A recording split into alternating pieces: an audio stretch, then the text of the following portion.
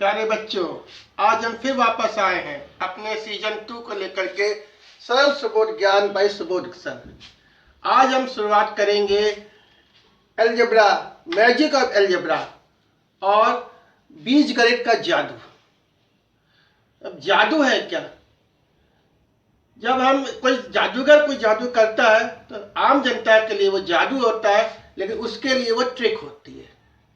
इसी तरीके से जब हम बीजगणित पढ़ते हैं तो कुछ अंक होते हैं जिनके मान निश्चित होते हैं, जो होते हैं कांस्टेंट होते हैं, जैसे 9, -5, 0, ये सब क्या है, इनके मान निश्चित है। कभी कभी ऐसी समस्याएं आती हैं जिसमें अनिश्चित चीजें, जैसे हम कहें किसी संख्या में, किसी नंबर में 5 प्लस करने पे, if we add 5 to any number then total is 13। तो अगर हम उस नंबर को x मान लें और उसमें हम 5 प्लस कर दें तो आंसर आया 13। अब इसमें हम इस 5 को बैलेंस दूसरी तरफ ले जाएंगे तो क्या हो जाएगा, x 13 माइनस 5, तो x इक्वल टू 8।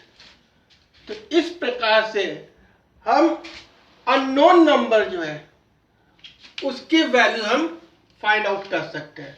तो जो x जो है वो क्या, वेरिएबल, जिनके मान निश्चित नहीं होते हैं वो होते हैं वेरिएबल, जो x, y, z and so on. अब जो वेरिएबल है, जैसे x को x से मल्टीप्लाई करेंगे तो क्या जाएगा x स्क्वायर, और x को x into x equal to x cube, ये होता है पावर ऑफ वेरिएबल। अब इसके बाद होता है, जिस तरह से इंग्लिश में सेंटेंस होता है, हिंदी में वाक्य होता है, इसी तरह से इसमें अलजेब्रा में होता है अलजेब्रिक एक्सप्रेशन। अब अलजेब्रिक एक्सप्रेशन, इसमें there are 3 टाइप्स। अगर एक टर्म है, ये 7x एक टर्म है, सिंगल टर्म है, तो ये मोनोनोमियल। यहाँ 2 टर्म्स है, 5x माइनस 3y, 2 टर्म्स है तो वो बाइनोमियल। 3 टर्म्स है, 5a minus 3b square plus 7/2c square equal to, ये ट्राइनोमियल। जब सिंगल टर्म होगा तो मोनोनोमियल, जब 2 टर्म होंगे तो बाइनोमियल, जब 3 टर्म होंगे तो ट्राइनोमियल।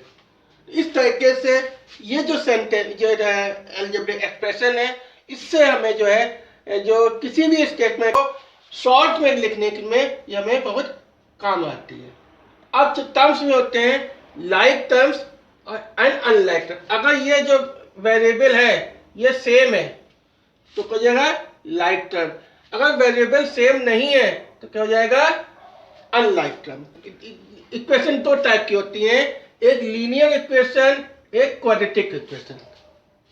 लीनियर इक्वेशन, जो डिग्री जो होगी 1, हाईएस्ट पावर 1 होगी तो लीनियर इक्वेशन, जो हाईएस्ट पावर 2 होगी तो क्वाड्रेटिक इक्वेशन। जैसे कोई भी, जैसे ax square plus bx plus c, ये क्या है, क्वाड्रेटिक इक्वेशन, और इक्वल टू 0।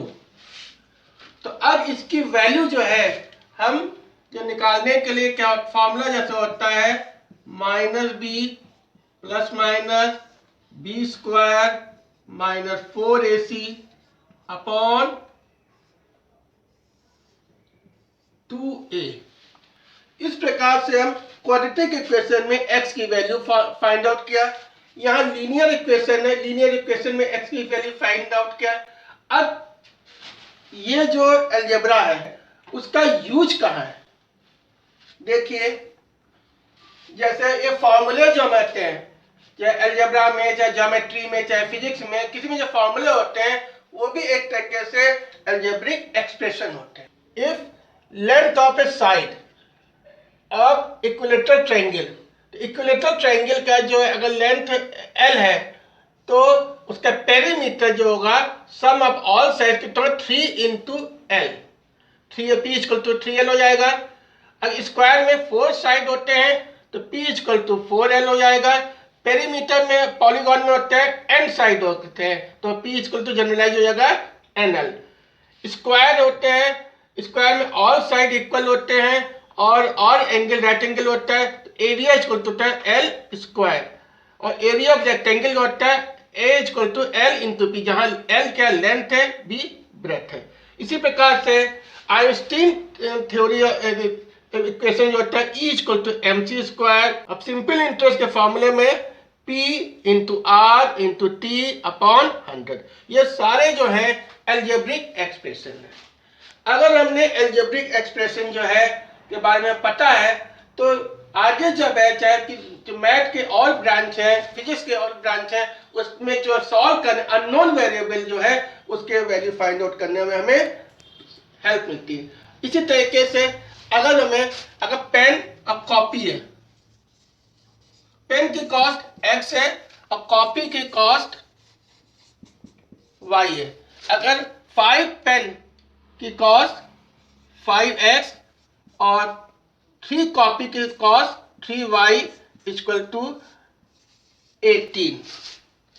अब ये जो इसके एल्जेब्रिक एक्सप्रेशन है, तो इसको अगर वर्ड में कहें तो होगा the cost of 5 pen and the cost of 3 copy is equal to 18 रुपये। इस पूरे सेंटेंस को हमने एक शॉर्ट में लिख दिया। Thanks for watching.